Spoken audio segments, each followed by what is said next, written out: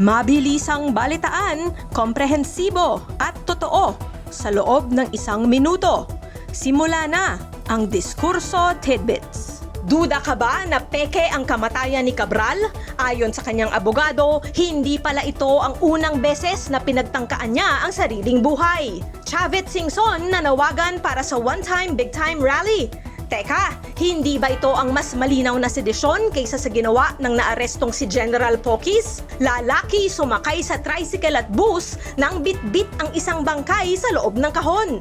Iba na talaga ang panahon ngayon.